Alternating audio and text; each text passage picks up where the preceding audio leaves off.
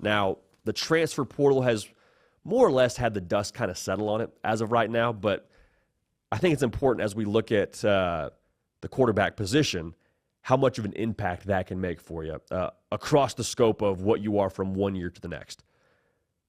John Mateer, Carson Beck, respectively, the top two quarterbacks and the top two players in the transfer portal. Obviously, Carson Beck commits to Miami, makes some waves because he's going to the NFL. U-turn, actually, no, we're going back to college. Coral Gables, the vibes are just fine out here. John Mateer goes with his offensive coordinator, Ben Arbuckle, out to Norman.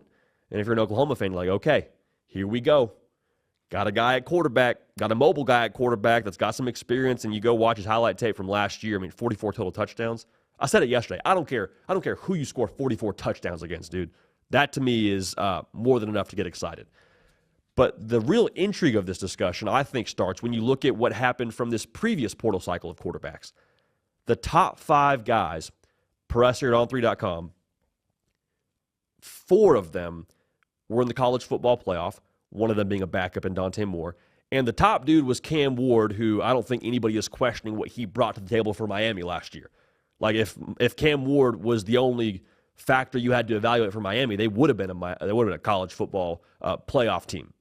The unfortunate nature is Miami very severely lacked a defense, so Cam Ward gave you a net improvement of 3 wins for your football team, had you a win away from playing for the ACC and then going to the college football playoff. The bottom line is a portal quarterback can drastically change your season from one to the next. That's not saying a lot.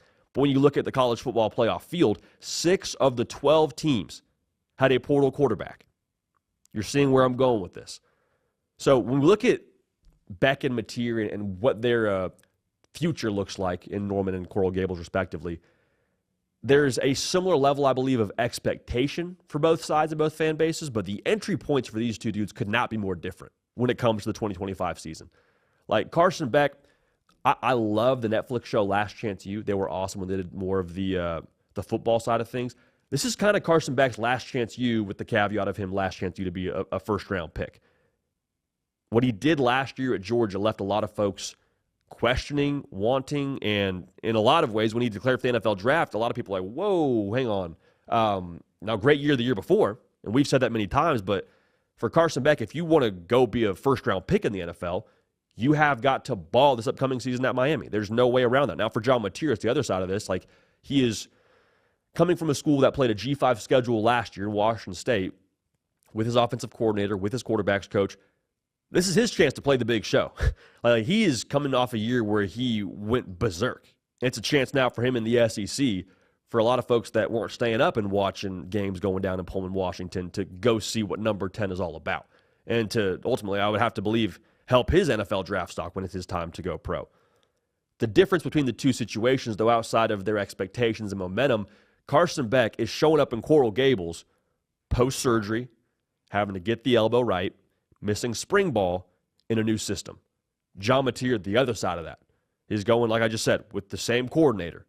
He's not having to learn the playbook when he gets to Norman. He's having to teach the playbook. Like, he's the one organizing throwing sessions. He's the one probably sitting down in the film room with the receivers and the offense saying, here's what we got to do. Here's how we did it last year. Let me teach y'all how we're going to do this thing. That's huge. So, again, John Mateer maybe starting from a little bit of a maybe head start if you're going to compare him to Carson Beck, which isn't really the point of this segment. But I think when you talk about expectations, like I prefaced at the top of this thing, neither fan base is sitting here and saying, man, 8 wins, good for us. Awesome. 8-4, hey, clap it up. I mean, it's great. We only had a 2-win step back if we're Miami, and we improved by 2 wins if we're Oklahoma. Neither side is okay with that. And so as you try and craft expectations for Miami and Oklahoma as programs, like, they both expect to, I believe, be in that discussion for the college football playoff. And I know how that sounds maybe to the average Iowa fan or Iowa State fan or whoever you are, but that's just what comes with the territory when you have those logos. And I know there's going to be pushback around the Miami thing, especially because of the way they've come up short in the past in the Mario Cristobal era, but Miami just had a steady trend upward. Like, if I'm Miami, the exciting thing and the reason why I go land a Carson Beck is because we have pushed this boulder up the hill for the better part of the last 3 years. And people make jokes, people do the punchline thing on Twitter, and that's all well and good. But when you look at the facts, Miami's gotten better every single year. And last year, they were a few defensive plays away few defensive players maybe away from being a team that wins the ACC and plays for the college football playoff. They've pushed this boulder up the hill.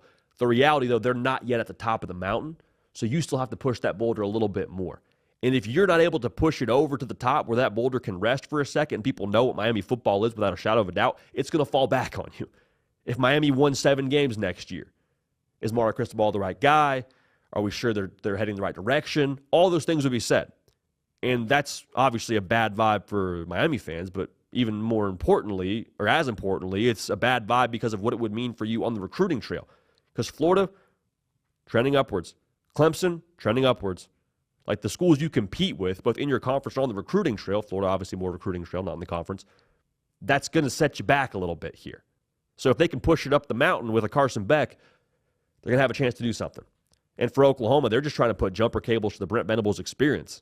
Because the first year, it wasn't all that you had hoped it would be. Some growing pains. You get absolutely just dogged by the portal with all the pieces you lost when Lincoln Riley left. Second year, you won 10 games. Now, last year was what it was, and we've talked ad nauseum about the things that Oklahoma lacked within the roster to be able to get done what they wanted to get done. But John Mateer is the I hate to use this word, but he's the supposed savior of what Oklahoma football is right now. If you got a quarterback, you got a chance. We say that a lot on this show. Why? Because it's true.